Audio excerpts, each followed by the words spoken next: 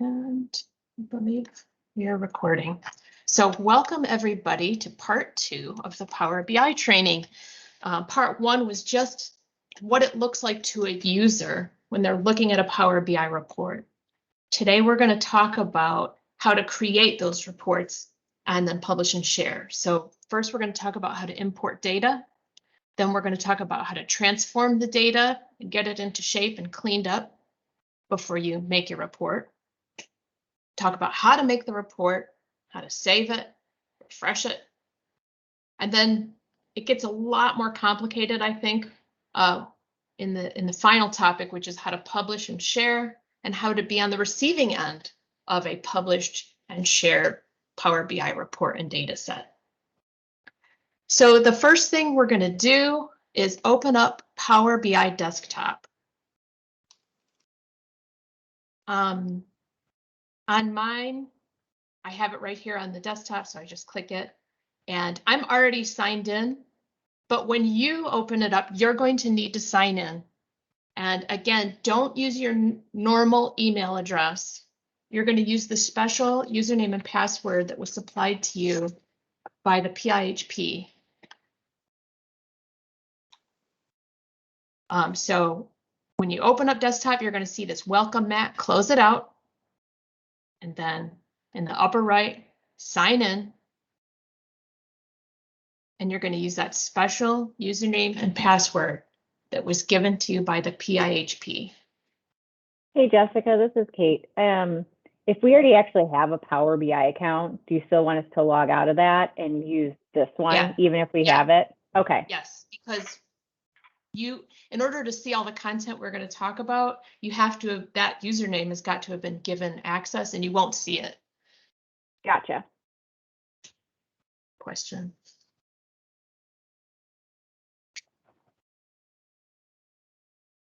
So give everybody a second to sign in.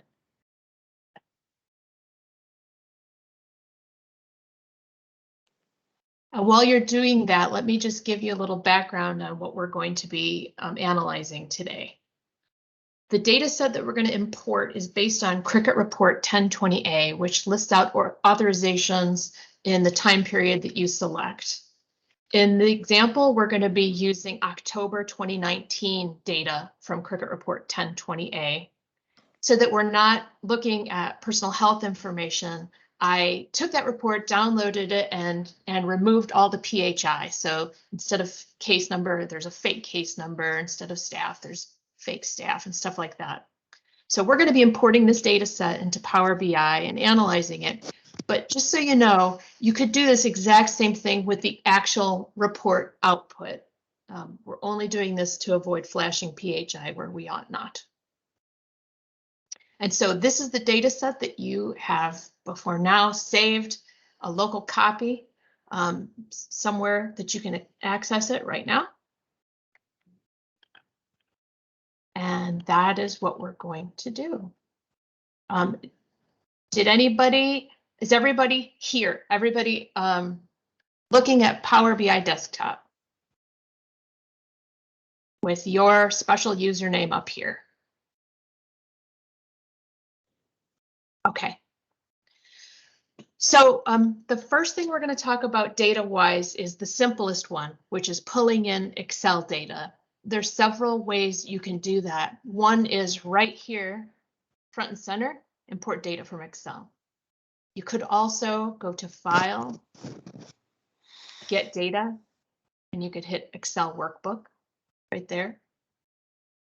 It's also on the ribbon and in the Data section, Excel Workbook. Those all do the same thing. So I'm going to click it right here on the ribbon.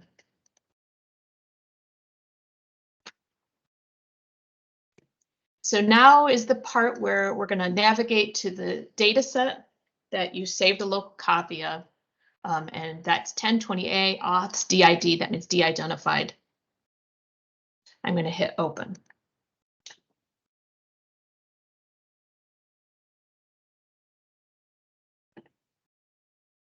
If you've run a Cricket report before, you know there's usually multiple sheets in there. One of the sheets will be the data dictionary, and it will list out all the fields or columns or variables, whatever words you want to use for it, and their meaning. And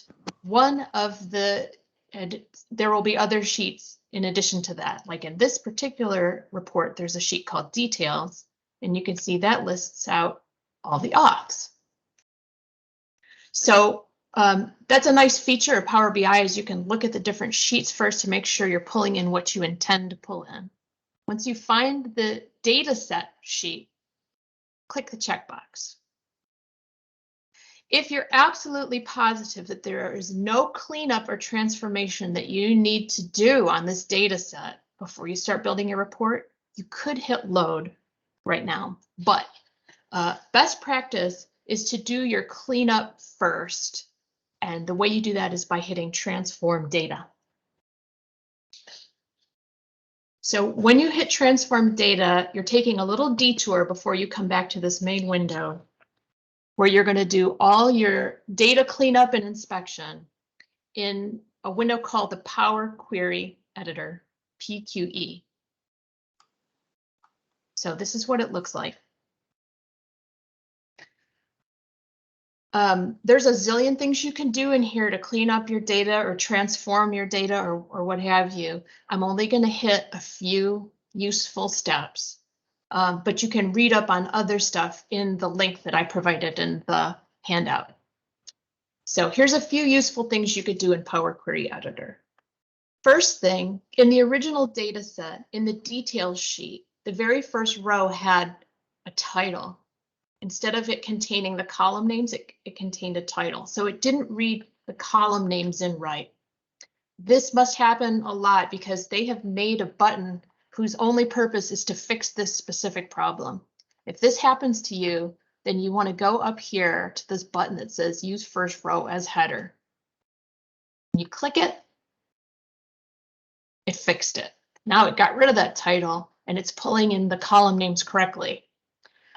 Notice that when I clicked that, I got two new things added to the applied steps: promote header and change type.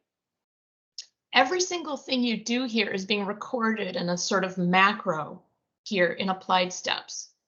So you'll only have to do it once. Every time you pull in the data, this macro will run and all the cleanup you do will be repeated. So it is nice, but you need to know that your steps are being saved here. And if for some reason you make an error and you didn't like that step, I'm not going to do it, but you could hit this X button and say, no, never mind. I didn't want to do that.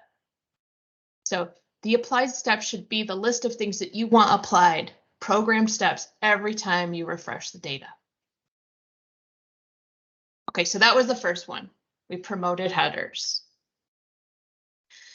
The second thing is the name of the data set. It automatically pulls in the name of the sheet for that Excel file, but you don't want it to be vague like this. You need to give it a name that'll be meaningful to you in maybe months or years from now when you're wondering, where did this data set come from? Where can I get it again? Where are the data definitions? So you'll give it a name that will give you a clue to all that stuff.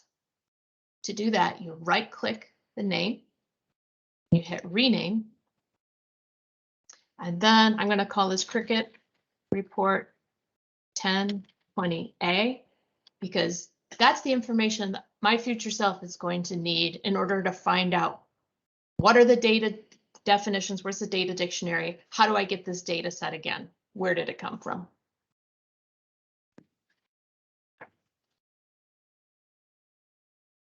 Another thing you can do in the Power Query Editor is change the data type.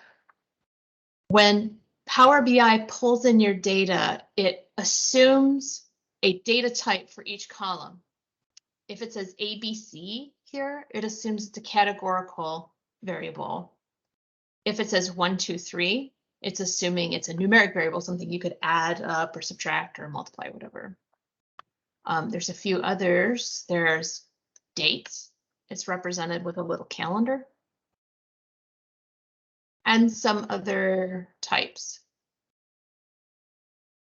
So the way it decides this type when it pulls in the data is it looks at just the first 1,000 rows from your data set and makes a guess. It's usually correct, the guess, but sometimes it's not.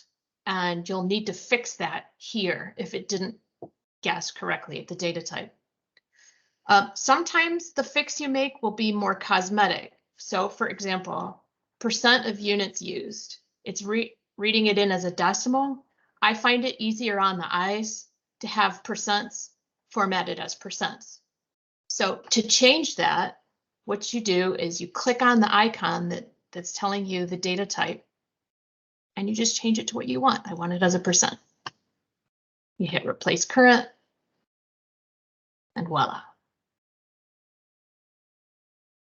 So as I said, this is more of a cosmetic change. It's not absolutely necessary in order to make your reports correct. There are going to be other things, though, that are not cosmetic, that you have to do. For example, here's effective date for the authorization. It's saying it read it in as a date. Great. But suppose instead of a little calendar icon here, it had an ABC showing that it was read in as categorical. If you don't fix that, it'll really mess up your analyses later. So it is important that you make sure dates were read in as dates, numbers are read in as numbers, and so on. And if they're not, it's that same process. You just click the icon and change it to what it's supposed to be. Hey, Jessica, can I ask you a question? Yeah. So when do you decide to choose to promote the action as a step? Like, for instance, the percentage thing, would you have made that a step if you were going to reuse this? And then second, how does the application apply steps? Is it like, how does it know to transform? Is it based on the file name, or is it based on the structure of the data set? Or like, how does it know Okay, when let's to take apply that. the steps when you're Let's take those one at a time. Everything I do here, it'll add an applied step. I don't really get to choose. So if it's something I want done every single time I refresh the data, then I do it here and it'll automatically make it an applied step. I don't know if that answers your question, but are you asking like if you just want to play around with the data and you don't really want it to be permanent? No, like when you did that percent change, like it asks if you want to apply it as a step or promote it to a step, or if you just want to apply. Oh, I know what you're talking about. So, okay, so like right here, I said, oops. Right here, I said percentage, and it said add new step or replace current. Right. So I hit replace current because I just want this all contained in one step over here. If I said add new step, that would just put a bunch of stuff under the one applied step that I had there. No matter what you do, though, it's going to be an applied step. Gotcha. Okay. Okay. Then your second question, can you remind me what it was? Well, just how does it know? How does it determine when it's going to apply these steps? Is it based on the file name, or is it the structure of the data that you're pulling in, or like it's how does going to apply link these it? steps. So for each data set, it has the data source settings, and it knows where it's supposed to be coming from. And every time you hit refresh, it's going to apply these steps to the data set that was pulled from that data source. If I had a different data set, it would be a different data source and a different set of steps. Oh, so if I rerun the report out of Cricut and re-import it into Excel, it's not going to apply these steps? I'll show you later on what happens if you download the data again and need to refresh it, and I think it might answer your question. Okay. But if it doesn't, please ask again. No, I think I got ahead of things with the question. So thanks. All right. That's right. Sure. Any other Jessica? questions? Yeah. So I just want to confirm that it's always going to apply these steps, but it does it in this order. So yes. Like if I need to change something, I did something too quickly or like out of turn almost, and it can actually like screw it up. So you need to be kind of like forward thinking and like the way you're putting these steps in, or that sounds right. I haven't actually come to a situation where the order mattered, but I suppose that's theoretically possible. I have in the past screwed it up beyond recognition and just went and deleted everything and said, all right, let's start over. Because this is not about the order. It's more like, I don't know, Power BI still has a lot of bugs in it.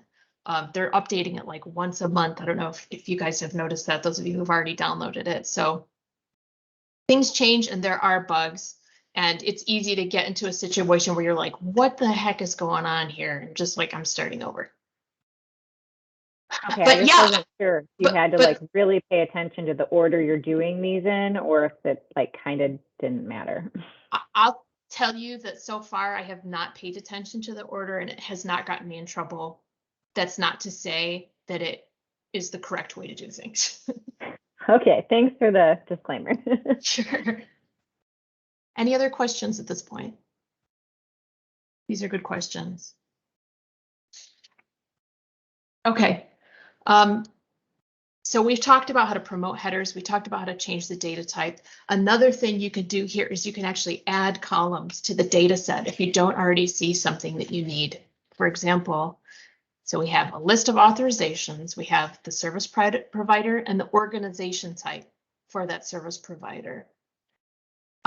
What if we wanted to make a new variable that tells us whether the organization type is SUD agency or something else? Is it direct? Is it hospital? Is it SUD agency? What? So basically, I want to know, is it SUD or MH? And the way I'll decide is based on the organization type.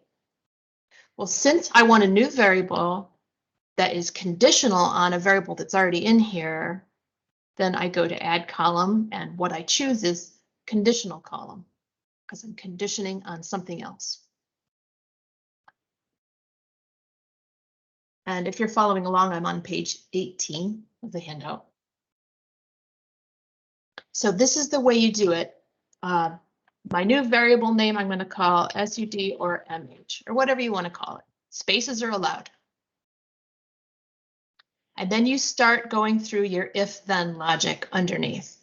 So my first clause is if organization type equals, and now you just type in the value there. You don't have to use quotes, but you do have to spell it right. So no extra spaces, no misspellings. SUD space ENCY. If organization type equals SUD agency, then my new variable, I want it to just say SUD. I could at this point say, and everything else, I want it to say MH. So if organization type is SUD agency, then SUD, else MH. But if I did it this way, then even the auths with a blank organization type would be assigned MH, and that's not a best practice. So the way you get around that is you could add another clause in here. So otherwise, if it's not SUD, if the organization type is blank, and the way you say blank is you just type in NULL, no quotes. You don't leave it blank, you type NULL. Then I want my output to, I want my new variable to be blank as well. Otherwise, MH. So I'm sorry if I'm beating a dead horse, but in English, this is what this says. I have a new variable, a new column called SUD or MH. The way it works is if the organization type is SUD agency, then my new variable will say SUD. If the organization type is blank, then my new variable will also be blank. Everything else gets put into the MH bucket. Everything else will say MH. If I hit OK, at the very end, you see our new variable. You can see the different values it takes on. And you also see that an applied step was added conditional column.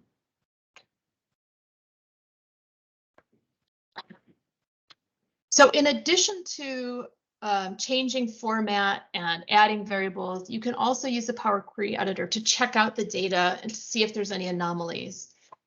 The way you do that is you go to the View tab. The first thing I want to look at is this checkbox that says column distribution. What this does is make a bar chart of the values in each column, but just for the first 1,000 rows. So it's not the be all end all in data checking, but it can be useful. So for example, I can see that in the first 1,000 rows of this report, I am seeing 3 distinct affiliates. Well, we know there's more than 3 affiliates at the PIHP, but if it had said 10, then we would know there's a problem. That would be something's been misspelled or something like that. And you can see the same thing for all the columns going across. If you hit column profile and then click on the column, not only do you see that there were 3 distinct values, but you see what they were. And it also tells you how many empty, how many, sorry, it's right here, how many empty, how many had an error, min, max. Again, it's only for the first 1,000 rows, so it's not perfect, but it can be helpful. And this stuff here, column statistics, you can eyeball it across all the columns if you hit column quality. It's showing you the percent that are valid, percent that are errored, and the percent that are empty. I don't know what error means. I haven't had that come up. So the benefit of looking at the data like this while you're in Power Query Editor is you may see the transformation that needs to happen, and you're already here. I see that there's 10 affiliates because there was an extra space added somewhere. Okay, I'm going to do the cleanup right here as an applied step.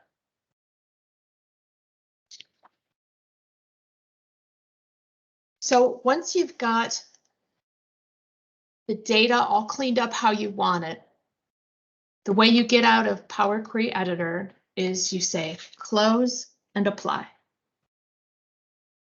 And this will bring us out of that detour back to the main screen. It'll take a second.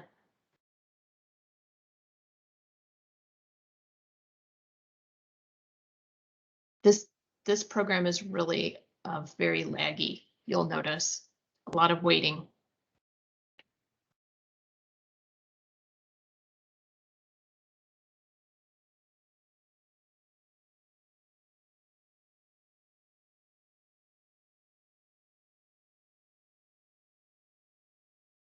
And voila, we're brought to the main window for Power BI Desktop. There are 3 views here that I want to talk about to get you familiar with your surroundings. But before I do, let me just quickly say, let's say you need to get back to the Power Query Editor. Oh, shoot, I forgot such and such. You can always get back by hitting Transform Data. Okay, so the 3 views. The first one is where you land when you first get here. It's the report view. You get there by clicking this column chart icon. And this is where you build your reports. The second view is the data view. And this gives you sort of a spreadsheet look at the underlying data set, sort of like Excel and also sort of like the Power Query Editor that we were just looking at a second ago. You get to that by hitting this little matrix icon on the left. And the third is the model view. And you get to that by these 3 boxes with lines connecting them. And this is where you can look at how the different data sets you've got are interacting with each other, and you can also format variables. So I'm going to take a second to just look at these one at a time and talk about maybe the most important things that you need to know about each one. Starting with model view, because here we are.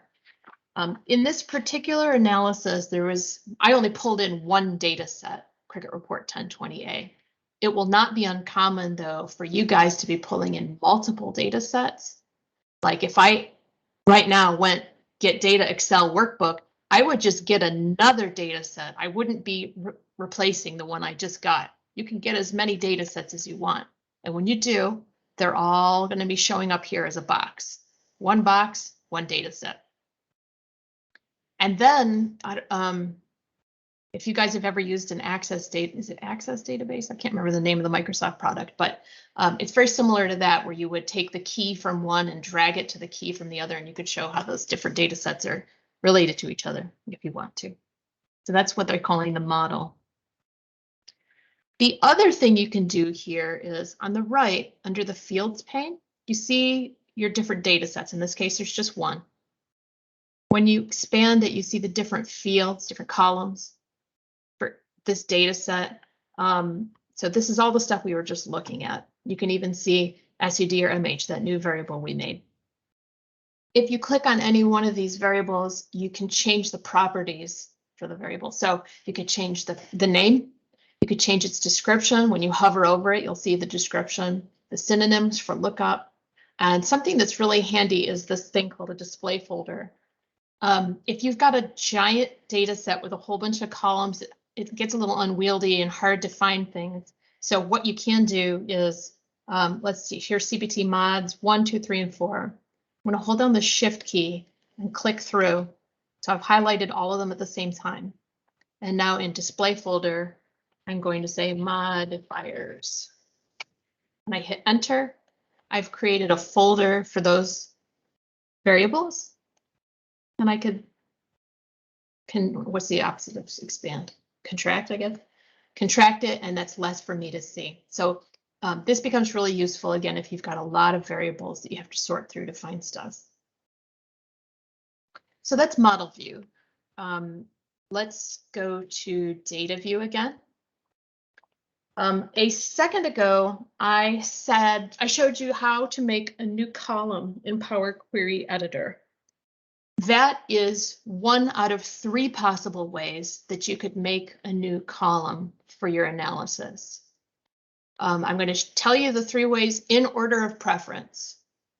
So if there's a column that you need in your analysis, very best way to get it added resource-wise is for you to send the author of this data set, in this case it would be me, an email and say, can you add that column before it ever gets to the point of import.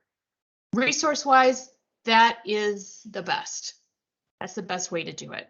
But, I mean, obviously you wouldn't want to do it for every little like whim you've got. It would be when you're pretty sure this is the variable you need, you're not going to, most likely not going to change your mind. It's going to be part of the permanent data set. The second best way to make a column is with the Power Query Editor, just like I showed you a second ago. Resource-wise, that takes less. Then the final option is to do it here. You can also make a column here in the data view by hitting new column.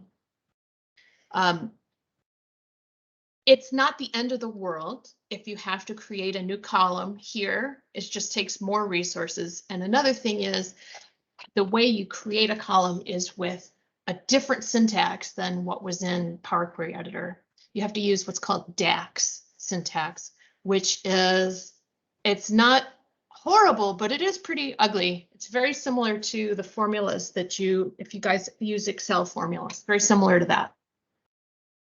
So why would you ever want to make a column here in the data view? Well, sometimes the permissions have it set so that you don't have access to the Power Query Editor. You only have access to data view. In that case, this is when you would want to do it. Another thing that has to happen here and not in Power Query Editor is the making of what are called measures. So measures in Power BI are special fields that are set up ahead of time to define the different summarizations that you're going to want to do. Let me say that again, make sure I've really made my point clear. When you do an analysis, a lot of times you're going to know ahead of time what aggregations you're going to want. Like for this auth report, we're probably going to end up wanting to say number of units.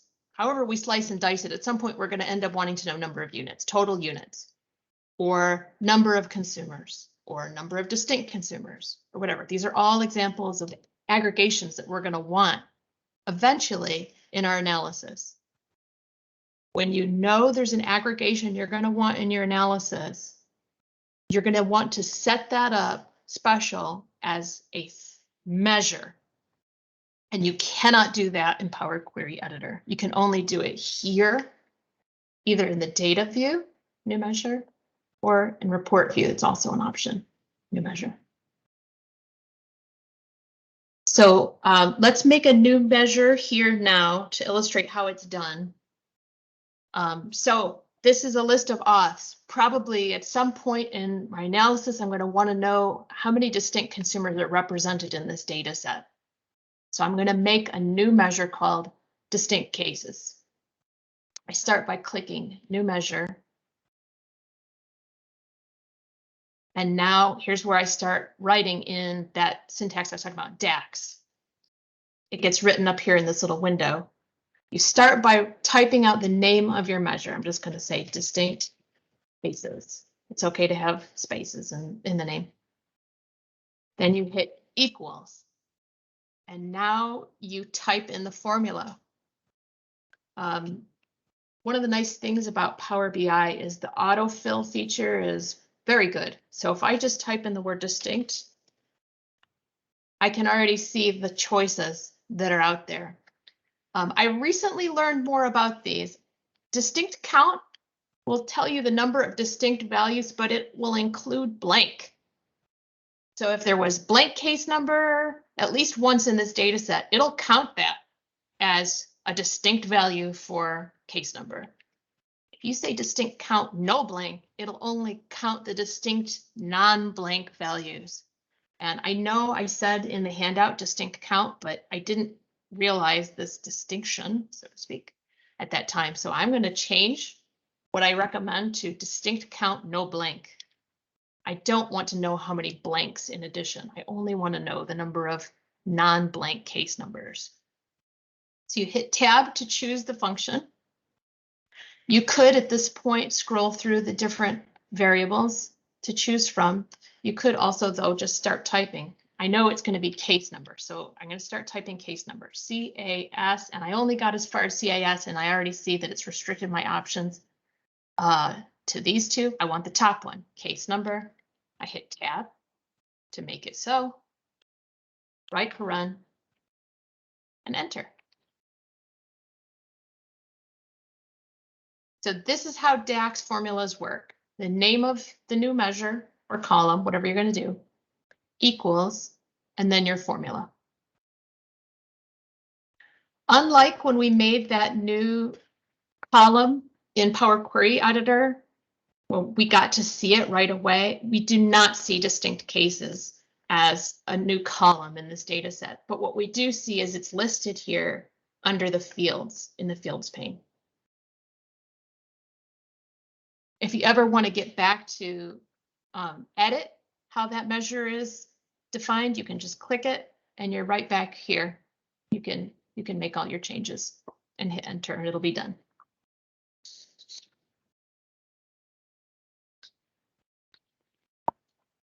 All right, so that was data view. Now let's go to report view.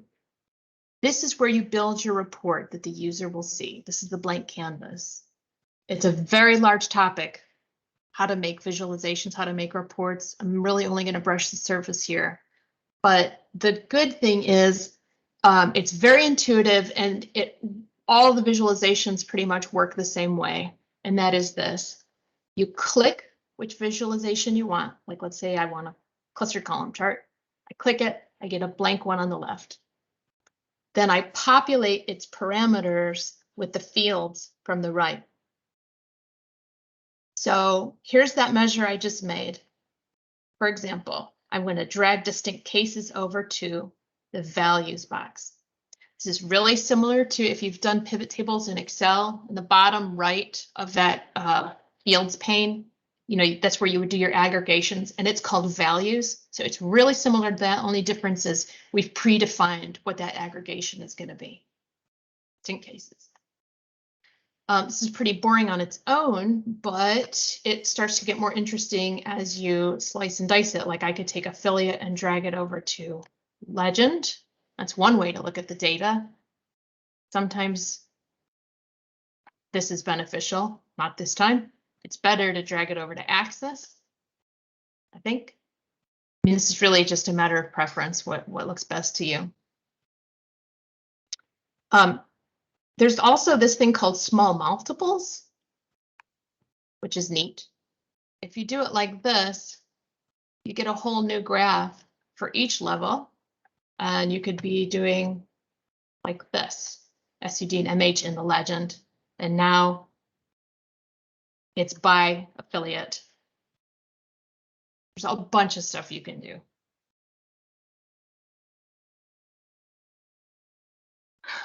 Let's say that you're not really sure, is this, I'm going to get rid of the small multiples. Let's say I'm not really sure, is this the best visualization for me? Is this the best way to look at it? While you're clicked on it, you could start choosing different visualizations on the right, and it will show you what it would look like if you change up how it's done. So just like any report, you just click around until it's telling you the most clear story, and you save. So if you want to save a Power BI report and data set, the way you do that, I mean, this is pretty obvious. You go to File, Save As. The extension for Power BI data sets and reports is .pbix. So I'm going to save this and call it my auth report. Just save it on the desktop for now. This, when you save it, not only includes the report, but as I said, it includes the data set as well. So it does, if you've got PHI in there, this is hot. So do be careful where you save this. It has to be someplace secure. All right, so I did my report, I saved it. Let's say I'm done for the day. All right, now it's the next morning. I've come in, I want to pick up where I left off. I just go back to that PBIX file, double click it, and wait an eternity for this very laggy program. And then I can pick up where I left off. And while we wait for this, the next thing I'm going to talk about is how to refresh data, which is what Ben was talking about, I think. Before I do that, are there any questions about anything that we've covered so far? Okay. So this was October 2019 data. Let's say that you're going to be downloading a new data set every month and you need to refresh. How do you do that? If you download a new data set and you save it in the exact same location with the exact same name, so let's say I download November data instead of December and I save it in that same folder with the same name, auths.did or whatever, then in order to refresh this report, all you have to do is hit this refresh button. You could just manually refresh it like that. And by the way, I'm on page 26 of the handout if you're following along. But if you download a new data set and you either save it in a different location or you have a different file name, then you got to do something a little bit different. It didn't give you access to this version 2 of the data set, so maybe just you're not going to need to click along, just watch at this point. So let's say I saved version 2 of this data set and I need to update my report. I go to Transform Data, get back to the Power Query Editor. Under Data Source Settings, I can change where it thinks it's getting the data from. Right now, it's getting it from this location. So if I click it and say Change Source, and browse, this is version 2. I saved ahead of time. Open it. Okay. Close. You're not going to see any changes here in Power Query Editor until you hit Refresh Preview. But once you hit Refresh Preview, you get the new data set. And this is basically the same as version 1, except it's only the first 13 rows. All of those applied steps that you had saved before will get applied. You don't have to promote headers again. You don't have to change the variable type. You don't even have to add that new column. So every time you refresh, those applied steps are applied. Ben, did that answer your question? Yeah, that did. Thank you. Great. hit close and apply. It'll take a minute to think about it.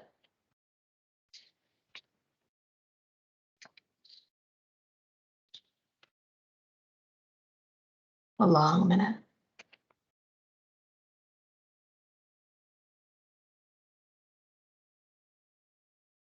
And voila, we have an updated data set. So that's that actually covers what I wanted to cover as far as importing data, transforming data, creating reports, saving them, and refreshing them. The next topic is how to publish and share your reports in powerbi.com. So I'm going to go there now. I can't stress this enough. This is a huge topic. If you want to get a full tutorial on it, then here's a link where you could go. I'm only going to be brushing the surface. So, no, I don't. As I said a second ago, anybody who has access to that PBIX file will be able to open the Power BI report and data set, just like I did a second ago. I double-clicked it, opened it, and I got data set as well as the report. But if you share this way, it will be static. It'll be just like if you sent somebody a PDF or an Excel file. When the data refresh, it's not going to refresh for them. If you want to share in a more dynamic way, so that every time the underlying data set is refreshed, they get a new look at the report, that's when you would want to publish out to powerbi.com and share. It is a little bit more restrictive. This is probably where people are going to run into problems, is my guess. You're going to share it with somebody and they're not going to be able to see it and you're not going to understand why. So I want to make sure to put a fine point on it, the restrictions here when you try to publish and share. The recipients, in order to see your content, have to have a special Power BI license. Everybody at the PIHP has that license set up. So you could send anybody at the PIHP, share with anybody at the PIHP, they'll be able to see it. But there's only one such user account per CMH that was sponsored by the PIHP at the moment. And these are those addresses. So you wouldn't want to share to Wendy Cadu at lcmha.org. You would want to share to lcmha at cmhpsm.org. This is the account that is hooked up with that special license. The second thing is, even if they have that special license, not everybody in the world can see your content. They need to be a member of the PIHP's tenant, or they need to be a tenant that the PIHP has called a trusted source. So if you try to send out, you know, somebody like Kate, this is what I was talking about. I don't know if you're a member of the tenant. I try to send something to you, even though you have the special license, you may not be able to see it. Just depends on what tenant you're under and how that tenant is related to ours. If you try to send it out to somebody who's not in our tenant, they're not able to see it, then, and it's important that they see it, then you could talk to Michelle and there's an approval process. And if approved, then that organization's tenant might be added to ours as a trusted source and you'll be able to share. So a lot more restrictions than just showing somebody a PDF. But all that said, to publish, this is how you do it. In Power BI Desktop, in the upper right-hand corner, there's a button that says Publish. When you hit it, it'll say, do you want to save? Yes. The next thing is it's going to ask you from what workspace do you want to publish this report? There's a whole bunch of choices. So everybody will see something different here. You can publish from my workspace, which is kind of like my documents. And you can also publish from any workspace where you have at least contributor privileges. There's 4 different levels. There's viewer. Sorry, I think it's at least member. viewer, member, contributor, admin. Everybody but viewer can publish in a workspace. You guys only are viewers in this workspace, all affiliates in PIHP, so you won't be able to publish there. I believe that you have the ability to publish within your own, each county has its own workspace. You can publish in there. But you can also publish in my workspace always. And we haven't really figured out what we don't want. This is now just admin. We don't want a giant chaotic mess in each workspace. Everybody who saves something, now there's a new version. Now there's 10 versions of that same thing and 9 of them are errors and nobody knows what's to be thrown out and what's not. So until we set down the protocols of what to share from where, we're asking that people share from my workspace just to keep things tidy. We'll figure this out soon though. So that's what I'm going to do now. I'm going to select my workspace and hit select. And it's giving me some reading materials while I wait.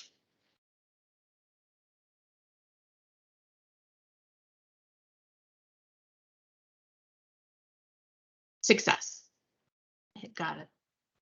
So now we know we've done our part on this end, on the Power BI desktop end.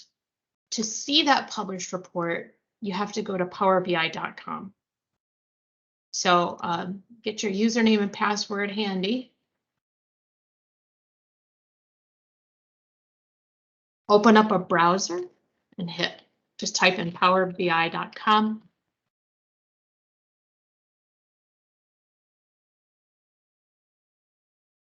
I'm already signed in, but you guys, if you're not already signed in when you get there, the upper right is a place where you can hit sign in. And again, you're going to use that same special username and password that you signed into desktop with so that you're looking at the exact same space.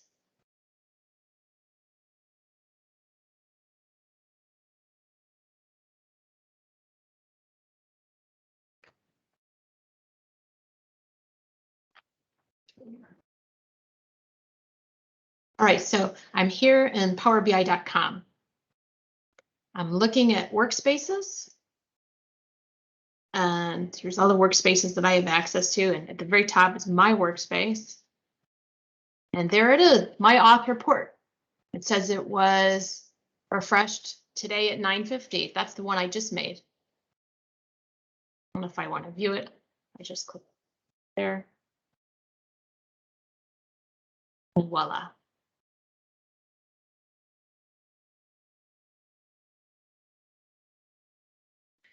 So what we've done so far is publish it.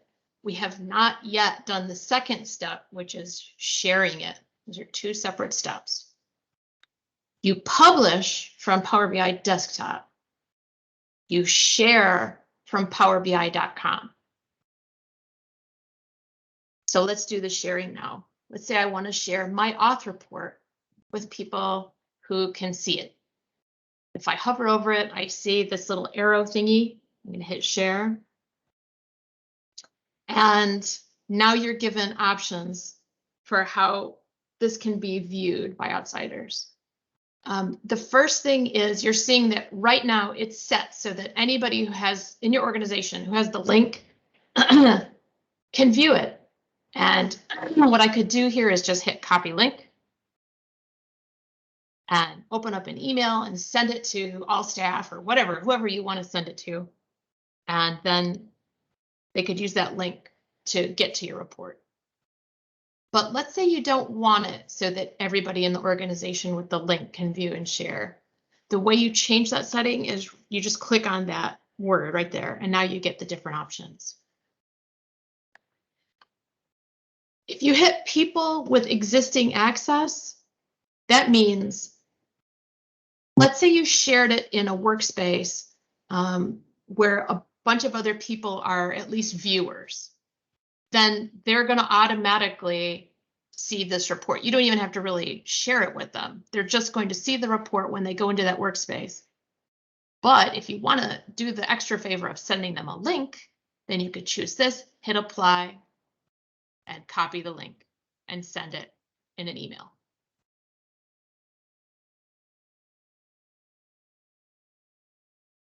Or third choice, instead of everybody with the link or people who are already able to access it just because it's in the workspace they have privileges in.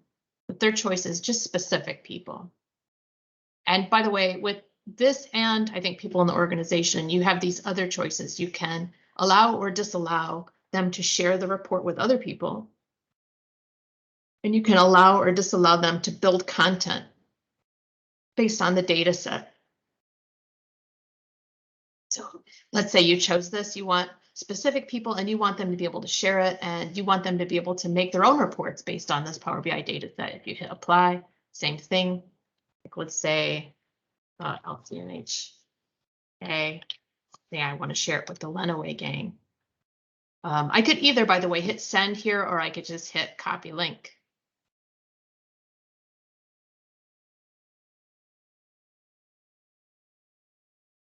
So that's 3 different levels of sharing you can do.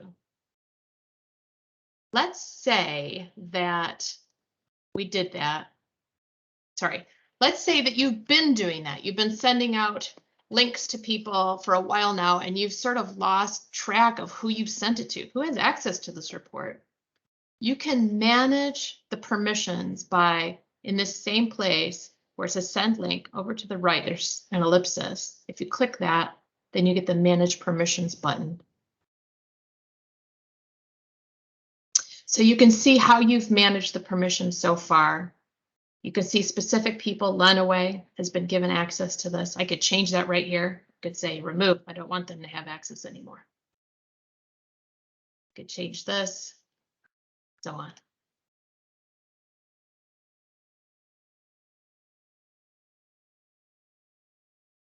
Any questions about sharing before I move to the next step?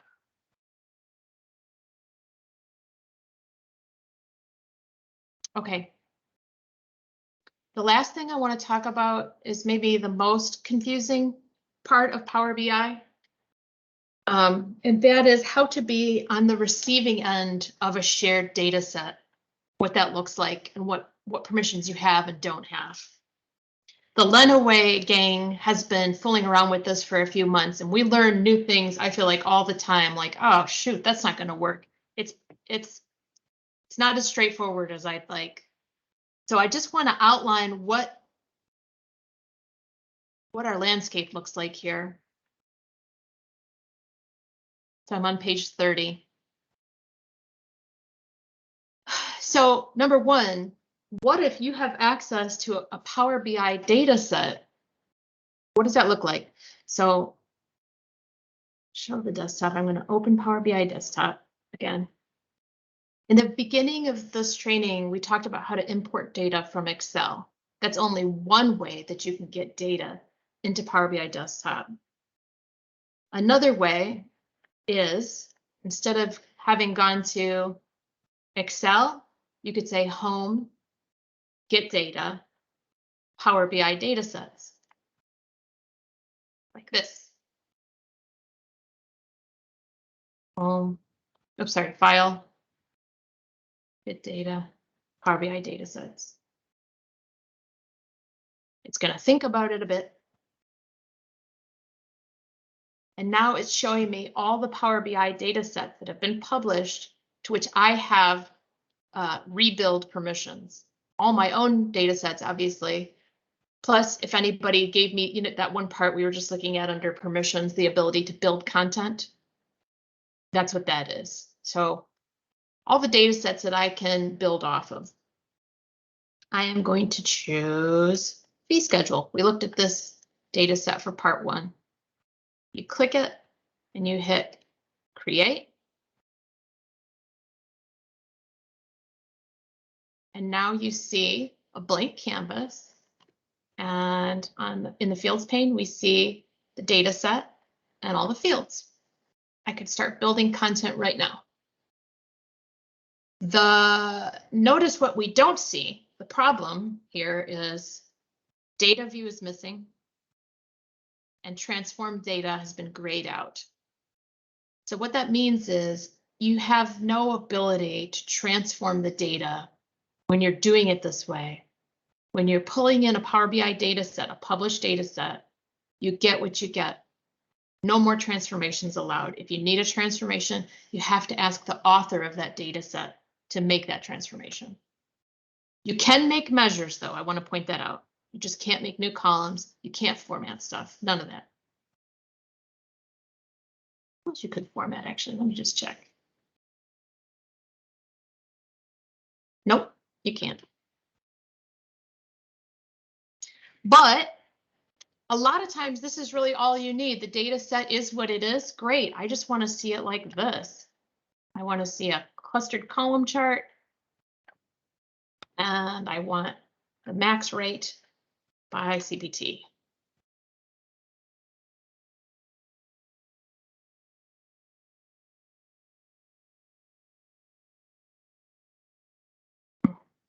Man, max rate.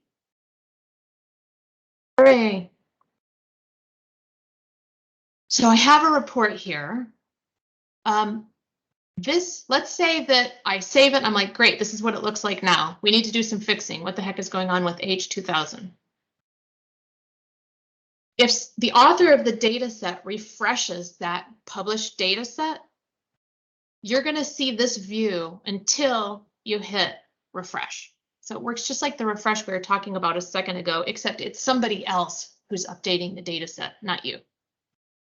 So if I hit refresh, as long as the underlying data set has been refreshed, and it's the author of the data set that would do that, then this graph will refresh. Another thing is if you hit publish and you publish this report, that published report will refresh automatically as often as the underlying data set is refreshed. So like one thing we have going in Lenaway right now is I have an underlying data set that I've supplied to them, which is the underlying data set behind report 1003 and another one, the underlying data set behind, under report 1014, which is sales. So they made a report based on that. It just automatically funnels right as a Power BI data set. They can't do the transformations. They have to ask me if they want to do transformation, but they can do visualizations. And when they publish that out, it's like, I think they call it a management dashboard. Correct me, guys, if I'm not getting that right. Their published management dashboard updates as often as the underlying Cricut report data set updates, which is every day.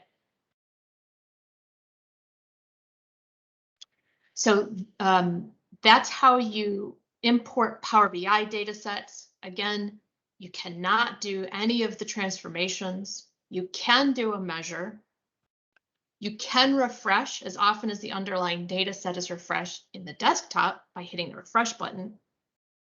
And you can publish, and the published data set will refresh automatically as often as the underlying data set is refreshed. Are there any questions about that?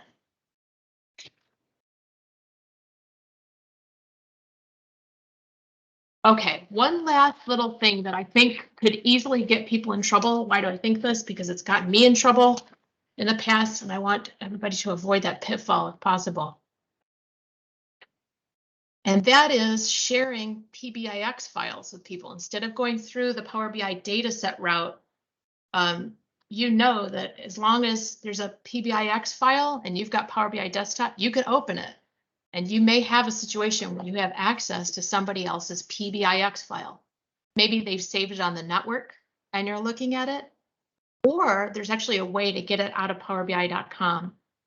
If I go to data sets here, I see all the data sets that I've been granted permission to. If permissions align, you hit this ellipsis, you're going to see the option to download the PBIX. So let's say I do that. Save it on the desktop. So that's two different ways that you might be seeing somebody else's PBIX. Either it's on the same network as you, or you just manually downloaded it off of powerbi.com. So I'm going to, oops, not my author report, doggone it. Wish I hadn't done that. No.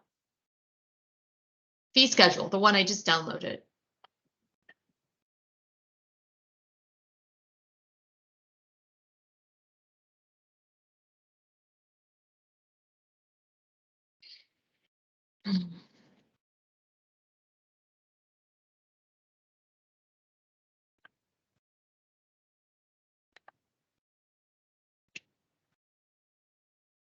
Okay, notice this is different than when I said, get a Power BI data set. When I asked for just the Power BI data set, all I got was the data set and a blank canvas. I had no option to transform the data. If you grab the PBIX, it appears at first glance like you're getting the key to the mint, because not only do you have the data set, but you have their report definition, and data view is available, and transform data is available. And if you're only looking at the data for your own purposes, I suppose this is fine. But the refresh thing becomes problematic. If you try, let's say that they, the original author of this report has the source data on their C drive. If you, who do not have access to their C drive, hit refresh, it'll give you an error. You don't have access to the original source data. It can't refresh. If you don't have access to the source data, refreshing is not an option. If you publish it out to powerbi.com, it'll publish it with a whole new data set. It won't just be based on the Power BI data set that is underlying this. It'll be a whole new data set. It'll be your version. There will now be two copies out there. One's the original, one's a copy.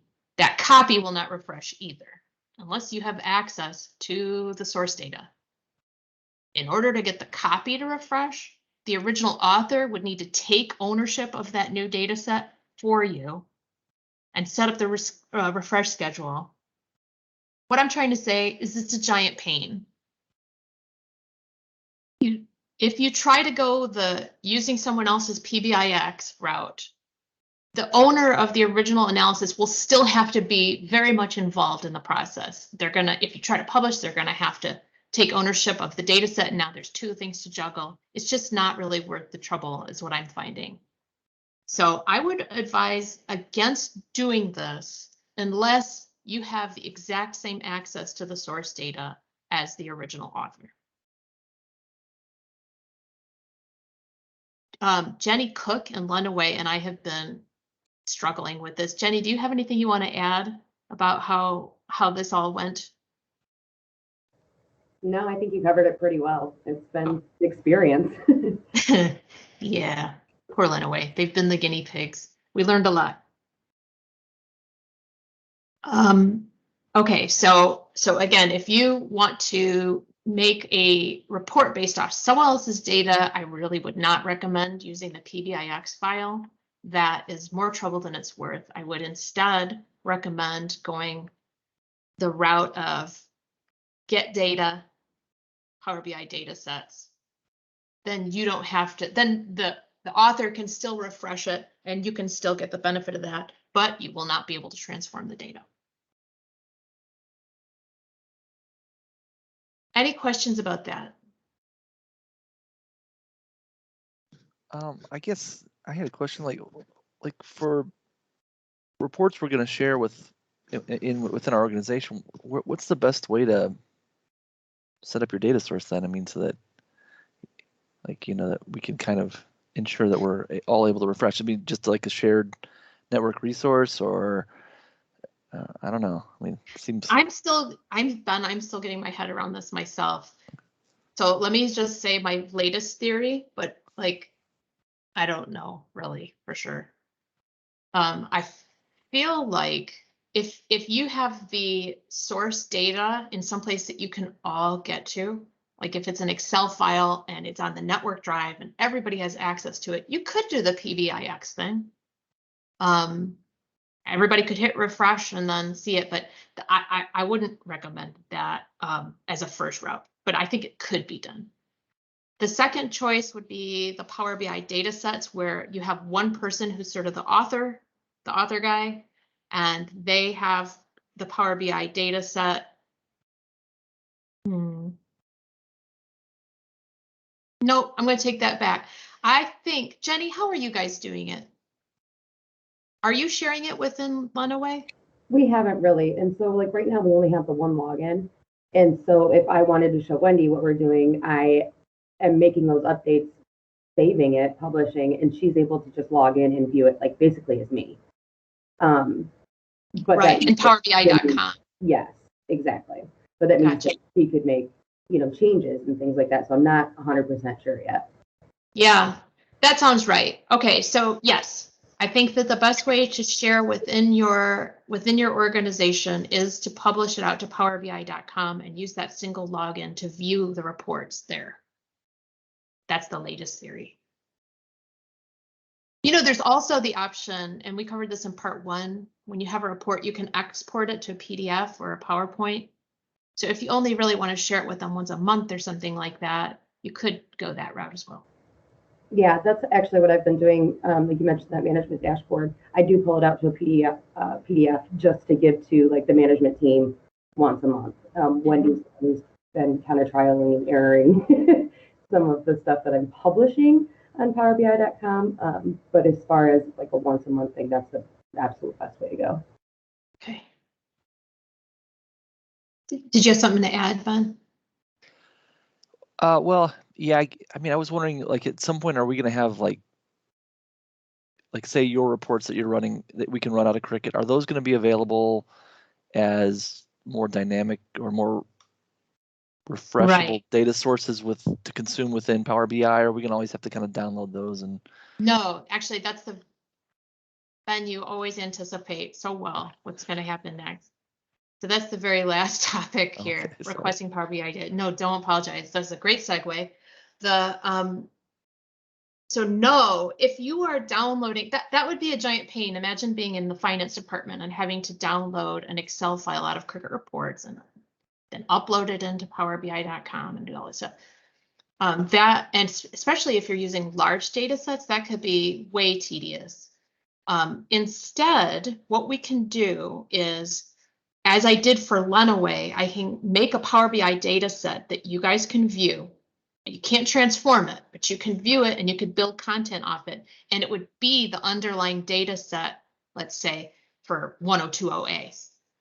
So instead of downloading the Cricut report 1020A and uploading it, you would just have it there as a Power BI data set. And it would just refresh every day like a Cricut report, and you could build content on it. I don't think that this is going to happen for every single data set that's out there. We're still trying to understand the landscape. We don't want this to become unwieldy. So the way it works now is, if you have a data set that you need to download often and it's large, then you are probably a candidate for having the PHP set you up with the underlying data set to that report as a Power BI data set. If you think that that's something you're going to need, then you can let me and/or Michelle know.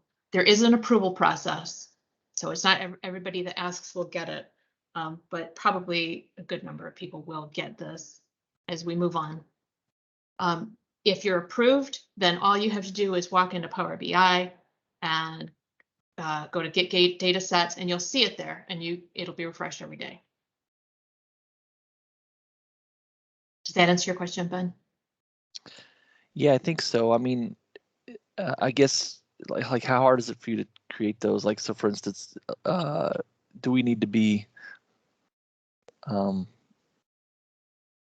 really careful about when we request those? Like if it's a large workload for you to do, or is... Oh, no, you know what, the problem is not making it, the problem is managing it. That's why I think there's an approval process, because Power BI is so stinking complicated.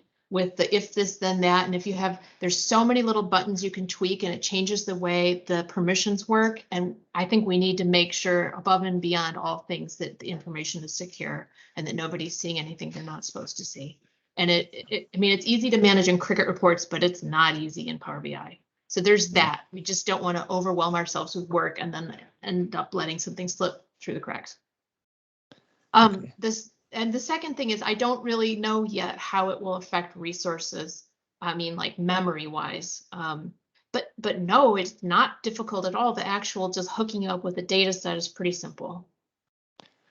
Okay, cool. And then our other thing that I know we're going to need to do is to connect like stuff from our payroll system, for instance, to merge some employee data with some of this stuff. And it's like trying to think about like where to house that data so that it can be, because it's gonna have to be like we're gonna have to run a report in that other system and then put it somewhere for this to update. Yeah. And it's like I know that's gonna have to happen regularly. That's why I guess I was thinking about those things when kind of where to house data.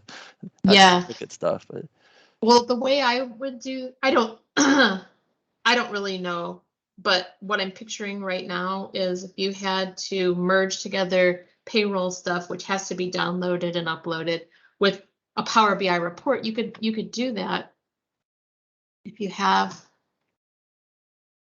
multiple data sets. I mean, they don't all have to be from the same source. When you pull in data sets, this long wait, this drives me bananas. So you could go, let's say you have to merge payroll with auths, I don't know. So for one of my data sets, I'm pulling in